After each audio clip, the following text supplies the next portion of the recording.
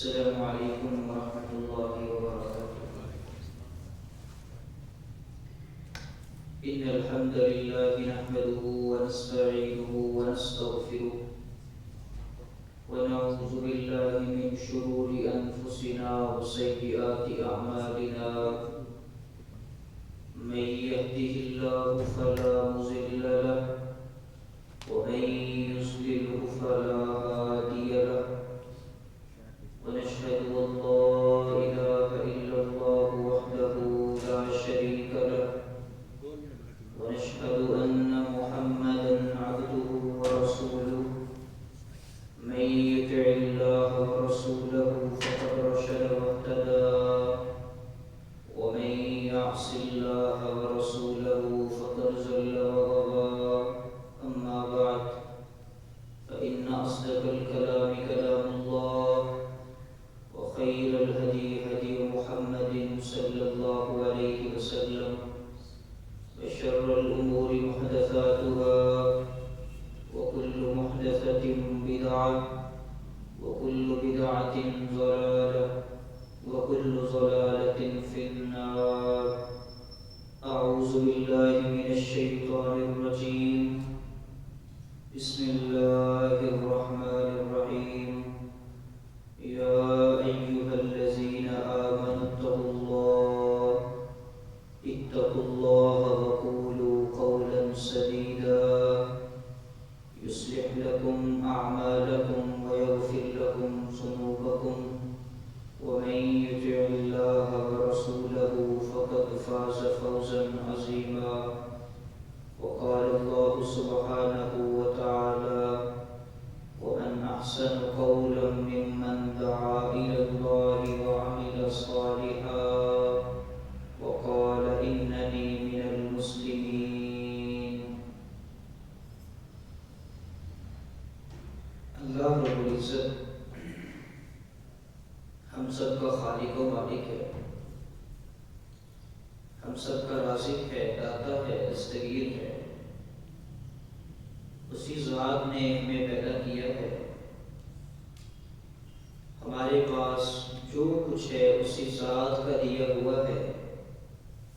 حتیٰ کہ میں اور آپ زندگی گزارتے وقت سانس لیتے ہیں، یہ سانس بھی اسی کے عطائے ہوئے ہیں. میری اور آپ کی زندگی اس ذات سے خالی نہیں ہے. لیکن افسوس اور دکھ کی بات یہ ہے کہ ہم لوگ کلمہ بھی پڑھتے ہیں، نمازیں بھی پڑھتے ہیں، نبی علیہ السلام سے محبت کے دعوے بھی کرتے ہیں، اللہ کی توحید کو اپنے سینوں میں سمیٹ کے بیٹھے ہوئے ہیں، مگر ابھی تک ہمیں اس ذات کا تعارف تک نہیں ہے. وہ ذات کون ہے؟ وہ ذات کس قدر و منزلت والی ہے، کس طاقت اور قدرت کی مالک ہے؟ ابھی تک ہمیں اپنے رب کا تعارف نہیں ہے. آج اگر یہاں کوئی غیر مسلم آ جائے اور آ کر کے کہے کہ مجھے ذرا اپنے رب کا تعارف بیان کرو کہ اللہ کون ہے، اس کی صفات کیا ہیں، اس کے اسماء کون سے ہیں، اس کی طاقت و قدر و منزلت کیا ہے، وہ کس قدرت کا مالک ہے، ہم میں سے کون ہے جو منوان اسی طرح اللہ کا تعارف بیان کرے جس طرح ایک مسلمان اللہ کے تعارف کو پہچانتا ہے. لیکن یہ بات یاد رکھیں، اگر کسی بھی چیز کے تعارف کو آپ نے پہچاننا ہے، کسی بھی شخصیت کو جاننا ہے، جانچنا ہے، پرکھنا ہے، اس کے لیے آپ کو سب سے پہلے اس کے اسماء آنے چاہیے، اس کے نام آنے چاہیے. کیونکہ نام کے اندر انسان کا اور کسی بھی ہستی کا تعارف ہوا کرتا ہے. نام کے بڑے اثرات ہوتے ہیں. جب تک ہمیں اللہ رب العزت کے نام نہیں آئیں گے اور ناموں کے بعد ان ناموں کی تفصیل، تشریح اور توضیح نہیں پتہ ہوگی، اس وقت تک ہم اپنے رب کے تعارف سے بالکل غافل رہیں گے، بالکل عاری اور کورے رہیں گے۔ کب تک؟ جب تک ہم اللہ رب العزت کے ناموں کو یاد نہیں کریں گے۔ اور اللہ کا قرآن کہتا ہے وَلِلَّهِ الْأَسْمَاءُ الْحُسْنَى فَادْعُوهُ بِهَا، اللہ کو جب بھی پکارو اللہ کے پیارے پیارے خوبصورت ناموں کے ساتھ پکارو۔ جب ایک دکھی انسان پریشان حال، مصیبت زدہ، مجبور بھی ہے، مقہور، بے بس، بے کس ہے، رات کے پہر میں وہ اس ذات کو آواز لگاتا ہے اے اللہ، اور اس رب کی صفات کو بیان کرتا ہے، اللہ کو یہ بھی کہتے ہیں اللہ تجھے رحیم ہونے کا واسطہ، تجھے کریم ہونے کا واسطہ، تجھے غفار ہونے کا واسطہ، تجھے ستار ہونے کا واسطہ، تجھے قہار ہونے کا واسطہ، تجھے سمیع ہونے کا واسطہ، تجھے علیم ہونے کا واسطہ، اے اللہ میری مشکل کو حل کر دے۔ نبی علیہ السلام فرماتے ہیں جب انسان اللہ کو اس کے پیارے پیارے ناموں سے پکارتا ہے اللہ اسی وقت اس کی دعا کو قبول کر لیتا ہے۔ لیکن افسوس کی بات یہ ہے ہمیں اپنے رب کا تعارف کیسے ہو؟ ہمیں تو اس رب کے نام ہی نہیں پتا جس رب نے مجھے اور آپ کو زندگی عطا کی ہے۔ اسی وجہ سے آج سے انشاءاللہ ہم نے اللہ رب العزت کے جتنے بھی اسماء ہیں ان کو تفصیل کے ساتھ آپ کے سامنے رکھنا ہے تاکہ ایک مسلمان کو اللہ رب العزت کا تعارف ہونا چاہیے کہ وہ رب کون ہے۔ تو بلا اختصار ہم سب سے پہلے اللہ رب العزت کے سب سے پہلے نام سے اپنی گفتگو کا آغاز کرتے ہیں، اور وہ اللہ کا نام ہے اللہ۔ سب سے پہلے یہ بات یاد رکھیں کہ اللہ رب العزت کے نام دو طرح کے ہیں، ایک اللہ کے ذاتی نام ہے اور ایک اللہ کے صفاتی نام ہے۔ اللہ رب العزت کے جتنے نام آپ سنیں گے، اللہ سمیع بھی ہے، بصیر بھی ہے، اللہ رب العزت عالم الغیب ہے، اللہ قہار ہے، وہاب ہے۔ دنیا کائنات میں آپ اللہ رب العزت کے جتنے نام سنیں گے یہ سارے اللہ رب العزت کے صفاتی نام ہیں۔ صرف ایک نام اللہ رب العزت کا ایسا ہے جو ذاتی ہے اور وہ ہے اللہ۔ میرے دوستو، میرے بھائیوں، یہ وہ نام ہے جس نام کے اندر اللہ نے وہ قوت رکھی ہے، جس نام کے اندر اللہ نے وہ تاثیر، وہ برکت رکھی ہے۔ دنیا کائنات کا کوئی انسان اپنی مشکل میں، اپنی مصیبت میں، اپنی تکلیف میں اللہ کو اگر پکارتا ہے فقط کسی نام کے ذریعے پکارتا ہے، اللہ اسی وقت اس کی مشکل کو حل کر دیتا ہے، اس کو اس مصیبت سے نجات دے دیتا ہے۔ یہ ایسا عظیم اور بابرکت نام ہے۔ ہمیں تاریخ سے ایسی مثالیں ملتی ہیں کہ آج بھی دنیا کائنات کا کوئی انسان ان کا انکار نہیں کر سکتا۔ آپ غور کریں کہ سید عائشہ رضی اللہ تعالی عنہا کے پاس ایک کالے رنگ کی لونڈی آیا کرتی تھی اور وہ بڑی دیر بیٹھی رہتی اور سید عائشہ کے ساتھ بڑی لمبی گفتگو کیا کرتی۔ صحیح بخاری کی روایت ہے، بڑی لمبی گفتگو کرتی۔ جب وہ جانے لگتی، گفتگو کا اختتام ہونے لگا تو وہ ایک شعر پڑھا کرتی، کہتی وَيَوْمُ الْوِشَاءِ مِنْ تَعَاجِيبِ رَبِّنَا أَلَا إِنَّهُ مِنْ بَلْدَةِ الْكُفْرِ أَنْجَانِي۔ ہائے وہ ہار والا دن بھی کیا دن تھا، وہ دن تو میرے رب کی قدرتوں کا دن تھا جس دن اللہ رب العزت نے مجھے کفر سے اسلام کے اندر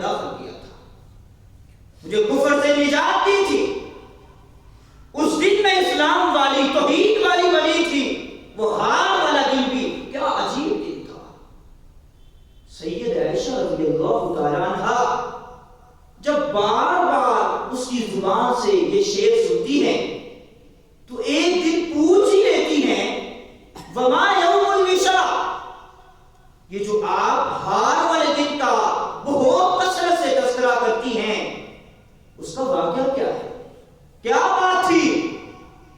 وہ کہتی ہے کہ میں ایک قبیلے کی لونڈی تھی، میں نے اس قبیلے والوں کی ایسی خدمت کی کہ انہوں نے میری خدمت سے خوش ہو کر کے مجھے آزاد کر دیا کہ آج کے بعد تو آزاد ہے۔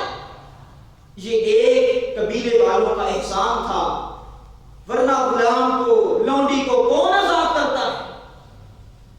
یہ کہتی ہے کہ جب انہوں نے مجھے آزاد کیا، میں نے کہا کہ جب سے میں آپ کے پاس ہوں میں نے آپ کی خدمت کی ہے، آپ کے اندر بھی میں نے کوئی برائی نہیں دیکھی، آپ نے بھی میرے ساتھ کوئی ایسا رویہ اختیار نہیں کیا جس سے مجھے آپ سے نفرت ہو، تو میں بھی اب یہی کہتی ہوں کہ اب زندگی بھر میں کہیں نہیں جاؤں گی، بھلے میں آزاد ہو چکی ہوں، میں آپ کے پاس رہوں گی اور آپ کی خدمت کروں گی۔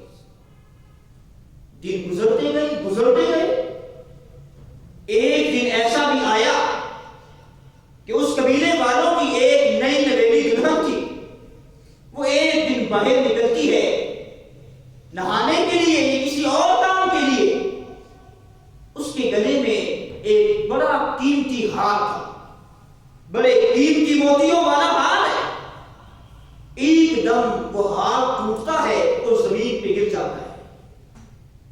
چیل آ رہی تھی، چیل نے دیکھا کہ لال کلر کا اگر کوئی پڑا ہے تو گوشت ہی ہوگا، چیل نے گوشت سمجھ کر اس ہار کو اٹھا لیا اور لے گئے۔ اب قبیلے والے سارے کے سارے اس ہار کو تلاش کر رہے، باوجود تلاش کرنے کے، باوجود ڈھونڈنے کے، جب ہار نہ ملا تو رویہ انہوں نے بھی ہمارے جیسا اختیار کیا۔ ہمارے ہاں بھی اگر کسی کے گھر میں چوری ہو جائے، تلاش کرنے سے اگر نہ ملے تو ہمارا سب سے پہلا الزام کس پہ جاتا ہے؟ نوکروں پہ جاتا ہے، انہوں نے چرایا ہوگا، یہی رہتے ہیں۔ بس پھر کیا تھا؟ ان لوگوں نے کہا کہ ہار تیرے پاس ہے۔ یہ منت اور سماجت کرتی رہی کہ ہار میرے پاس نہیں ہے، مجھے پتا بھی نہیں ہے ہار کہاں ہے، میں تو آپ کے پاس اتنے سالوں سے رہ رہی ہوں، میں آپ کے مزاج سے واقف ہوں، آپ میرے مزاج کو جانتے ہیں، اگر میں نے ابھی چوری کرنی ہوتی تو اتنے سالوں کے اندر تو میں نے کبھی نہ کبھی تو کوئی ایسا معاملہ آپ کے سامنے پیش کرنا تھا، کبھی تو آپ کو شک پڑنا تھا کہ شاید چوری اس نے کی ہے، آج تک ایسا معاملہ نہیں بنا تو آج میں نے چوری کیوں کرنی ہے؟ وہ کہتے ہیں کہ 100 کی بات ایک ہے کہ ہار تیرے پاس ہے، عزت کے ساتھ اگر واپس کرے گی تو تجھے رہا کر دیا جائے گا، لیکن اگر ہار کو واپس نہ کرے گی تو پھر دیکھنا ابھی تیرے ساتھ حشر کیا کرتے ہیں۔ اور یہی ہوا، اور انسانی شکلوں کے اندر درندوں نے اس عورت کے ساتھ وہ حشر کیا کہ ایک عورت کے لیے ڈوب مرنے کا وہی مقام کافی ہے، وہ جی کے جی اسی مقام کے اندر مر جاتی ہے۔ کیا ہوا؟ ان لوگوں نے اس عورت کی تلاشی لینا شروع کر دی، حتیٰ کہ صحیح بخاری کے الفاظ ہیں، حتیٰ کہ اس کے کپڑے اتار دیے، اس کی شرمگاہ تک کی تلاشی کی۔ اب یہ پوری قوم والوں کے سامنے اسی حالت میں کھڑی ہے، قوم والے اب زور اور زبردستی کر رہے ہیں، ہار بتا دے کہاں ہے، اس کو مارنا شروع کر دیتے ہیں۔ یہ کافرہ عورت ہے، اللہ کی پہچان نہیں ہے، اللہ کا تعارف نہیں ہے، وہ رب کون ہے کوئی پتہ نہیں۔ یہ کہتی ہے ایک دم میری زبان سے ایک لفظ نکلتا ہے اور وہ لفظ ہے اللہ۔ اس عورت نے کس درد کے ساتھ وہ لفظ کہا تھا، اس عورت نے کس اخلاص کے ساتھ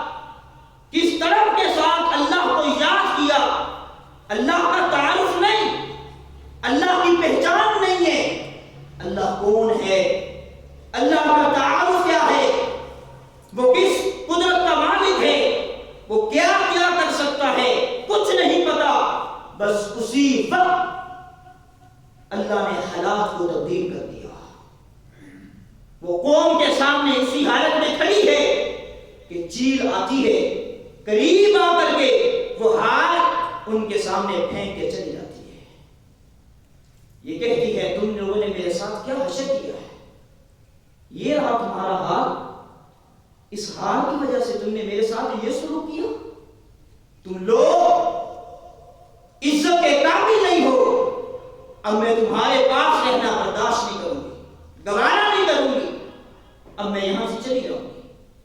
اور اس کے پاس بچا بھی کیا تھا، ابھی تک بھی وہ بتاتی ہے سیدہ عائشہ رضی اللہ تعالیٰ عنہ کو کہ مجھے اس نام کا پتہ نہیں تھا، لیکن وقتاً فوقتاً میں کبھی کبھار کسی مسلمان کی زبان سے یہ اللہ کا نام سنا کرتی تھی، میں نے لوگوں سے پتہ کیا یہ لوگ کہاں رہتے ہیں، پتہ چلا کہ ان کا نبی مدینہ کے اندر رہتا ہے، یہ لوگ وہیں رہتے ہیں۔ لوگوں نے بتایا کہ کبھی کبھار ان کا قافلہ یہیں سے گزرتا ہے، اور جب وہ قافلہ یہیں سے گزرتا ہے اس وقت اس قافلے سے سبحان اللہ الحمدللہ اللہ اکبر کی صدائیں آ رہی ہوتی ہیں۔ کیسے عظیم لوگ تھے۔ آج ہمارے سفر کی کیفیت کیا ہے، ہم اللہ کو یاد کرنا تو دور کی بات ہے، سفر کے اندر ہم دنیا کائنات کی غلاستیں اپنے سامنے دیکھ رہے ہوتے ہیں۔ ان لوگوں کے ایمان کو چیک کریں اور ذرا کبھی اکیلے میں بیٹھ کے اپنے ایمان کی بھی فکر کریں، ہم نے بھی رب کے سامنے جانا ہے، ہم نے بھی رب کے سامنے اپنا نام اعمال پیش کرنا ہے۔ اگر وہ لوگ دنیا سے چلے گئے ہیں تو ہم نے بھی دنیا سے چلے جانا ہے۔ ایک دن دیکھا کہ وہ قافلہ یہیں سے گزر رہا ہے، وہ عورت اسی وقت اپنا سارا سامان لے کر اس قافلے کے ساتھ مل جاتی ہے، سیدھا مدینہ میں جا کر کے نبی اسلام کی خدمت میں جا کے حاضر ہوتی ہے، اور نبی اسلام کو سارا واقعہ بتاتی ہے، میرے ساتھ یہ حشر ہوا، میرے ساتھ یہ سلوک ہوا، اور کلمہ پڑھ کر مسلمان ہو جاتی ہے۔ نبی اسلام نے صحابہ کرام کو حکم دیا، میرے صحابہ یہ پردیسن عورت ہے، آپ مسجد نبوی کے ساتھ اس کا چھوٹا سا خیمہ بنا دیں، یہ اسی خیمے کے اندر رہا کرتی تھی، اور یہی وہ عظیم عورت ہے جو مسجد نبوی کی صفائی کیا کرتی تھی۔ ایک رات اس کا انتقال ہو جاتا ہے، نبی علیہ السلام آرام میں تھے، نبی علیہ السلام کو صحابہ نے تکلیف دینا جگانا مناسب نہ سمجھا، اس عورت کو غسل دے کے اس کا جنازہ پڑھ کے دفنا دیتے ہیں۔ نبی علیہ السلام نے جب اس عورت کو نہ دیکھا تو نبی علیہ السلام نے فرمایا وہ عورت کہاں ہے؟ صحابہ نے بتایا اللہ کے نبی وہ تو فوت ہو چکی ہے، ہم نے آپ کو تکلیف دینا مناسب نہ سمجھا اس لیے ہم نے اس کو دفنا دیا ہے۔ نبی علیہ السلام نے فرمایا نہیں، مجھے اس عورت کی قبر پہ لے جاؤ۔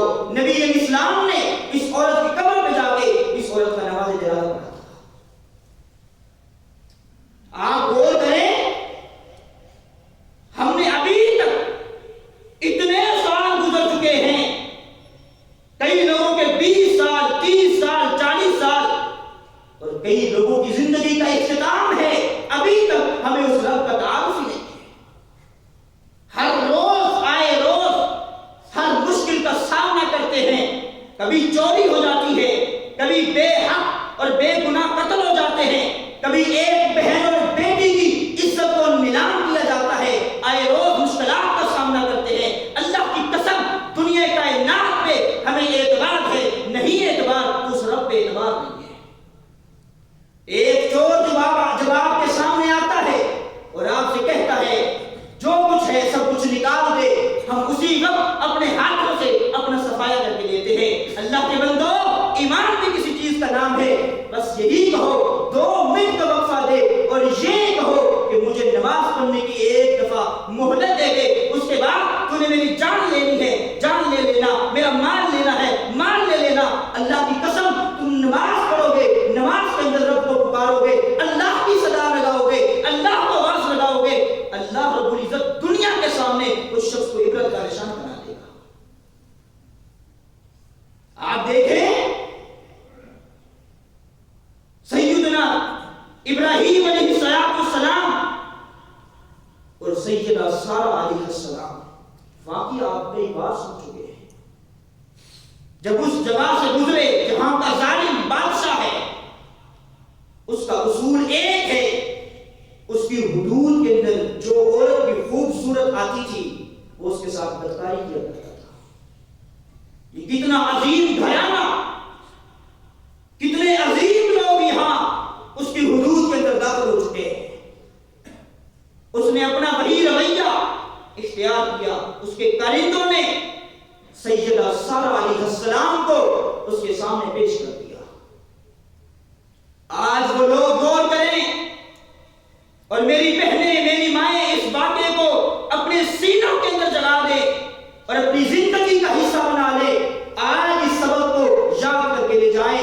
مشکل اس طرح کی ہو تو اپنی عزت کا دفاع یوں کرنا ہے کہ اللہ کو پکارنا ہے تو اللہ کے نام کے ساتھ پکارنا ہے۔